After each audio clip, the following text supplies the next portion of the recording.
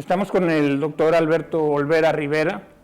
Él es investigador de tiempo completo, miembro de la Junta de Gobierno de la Universidad Veracruzana. Muchas gracias, doctor, por la entrevista. Gracias, buenas tardes. Hace 16 años se inauguró la alternancia en México. El día de hoy, este año, se inaugura la alternancia en Veracruz. Sin embargo, percibimos que las cosas poco han cambiado.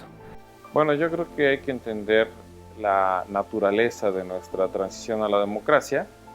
Se trató de una alternancia de partidos en el poder, o sea, de una transición puramente electoral que no modificó la esencia del régimen político.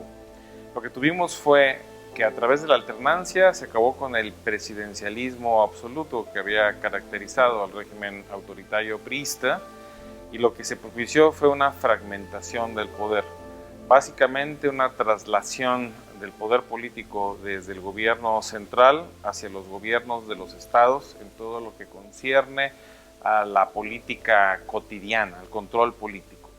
Mientras que en el régimen autoritario priista el presidente era la última instancia, el gran factor de equilibrio y de decisión, a partir de la alternancia se perdió esa capacidad en la presidencia de la República al tener un gobierno dividido, es decir, el presidente deja de controlar al Congreso y tampoco puede controlar al Poder Judicial, de tal forma que el poder presidencial se ve radicalmente disminuido.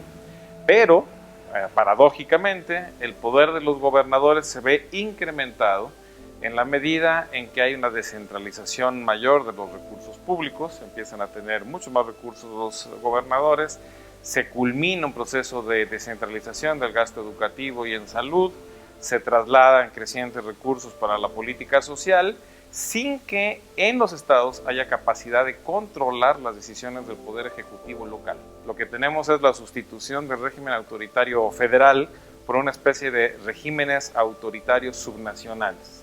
Una colección completa, digamos, de pequeños presidentitos que tienen un poder y un control total sobre su poder legislativo y sobre su poder judicial. Incluso un poder mayor al que tenían anteriormente los presidentes priistas dentro de sus estados. Esta es una consecuencia no prevista de la alternancia política, y esto fue posible básicamente porque los partidos políticos tenían muy baja institucionalidad en los estados. En otras palabras, porque el PAN y el PRD, que eran los principales partidos de oposición, eran partidos muy débiles en los estados, en todos los estados, incluso donde tenían una fuerza electoral importante. Es posible para los gobernadores en este esquema, digamos, intervenir en los asuntos internos de estos partidos, comprar algunos de sus cuadros, mover las fichas de tal forma que estos partidos no representan una verdadera oposición ni control a los gobernadores, y construimos entonces este sistema nacional de pequeñas autocracias estatales. La consecuencia de ello ha sido un colapso de la capacidad de gobierno, es decir, una crisis de gobernabilidad derivada de este autoritarismo desenfrenado a nivel local que conduce a una corrupción generalizada y extendidísima y, por supuesto, a la reproducción de un autoritarismo muy marcado. Los mecanismos de democracia directa. Hablamos de plebiscito, de referendo, de consulta popular, de revocación de mandato, donde normalmente están ausentes en la legislación federal y en la gran mayoría de las legislaciones locales, y donde existen pareciera que son inoperantes.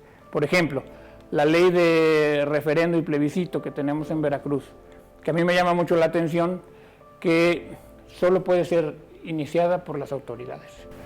Esto no es más que una simulación. Tenemos un problema aún más grave. Los mecanismos de democracia directa son ambiguos, no siempre son útiles para una verdadera democratización. El referéndum y el plebiscito puede ser usado por gobernantes populistas como un mecanismo de ratificación de su poder personal y una manera incluso de saltar los límites que un Congreso les puede imponer. No siempre son mecanismos de democratización. Tienen que haber condiciones muy específicas que contribuyan a su funcionamiento. De manera que no podemos apostar, digamos, la democratización del país a la democracia directa. Es importante que esta exista, que tenga funcionalidad, pero hay que entender que para evitar que esos mecanismos sean usados de manera antidemocrática, de manera paradójica, hay que tener condiciones en donde el Poder Judicial sea realmente autónomo y donde el Poder Legislativo también mantenga su propia autonomía. En otras palabras, los mecanismos de democracia directa no sustituyen al funcionamiento de las instituciones formales del Estado de Derecho, sino que en todo caso las complementan y son y deben ser usadas de manera excepcional en grandes momentos de decisiones históricas, trascendentes para un Estado o para un país. Son excepcionales los mecanismos de democracia directa. Así que lo que en todo caso debemos de propiciar es el fortalecimiento institucional, el fortalecimiento de los partidos como instituciones, que hoy día siguen siendo muy frágiles, muy débiles, penetrables fácilmente. Y por otro lado también hay que crear mecanismos de participación cotidiana, es decir, no solamente la excepcional que solo se puede producir en momentos muy específicos de la historia, sino tenemos que producir mecanismos que estén en una interacción directa, cotidiana con el Estado. La democracia participativa, pero que hay que entenderla bien. Tampoco se trata simplemente de crear comités y consejos por donde quiera, sin ton ni son, sin condiciones adecuadas. También eso requiere autenticidad. México tiene 300 mecanismos de participación ciudadana a nivel federal, como 200 en los estados, 500 o más en los gobiernos municipales. Ya somos una democracia participativa si te pones a ver la ley. Así que mientras no haya una sociedad civil densa, una sociedad civil autónoma del poder, los mecanismos de la participación ciudadana serán también básicamente una simulación. Así que como podemos ver, tanto la democracia directa como la democracia participativa exigen dos cosas: instituciones del Estado de Derecho operativas y autónomas realmente respecto al Poder Ejecutivo, y por otro lado requieren una sociedad civil autónoma y densamente organizada. Si no hay estas condiciones, lo demás es pura simulación.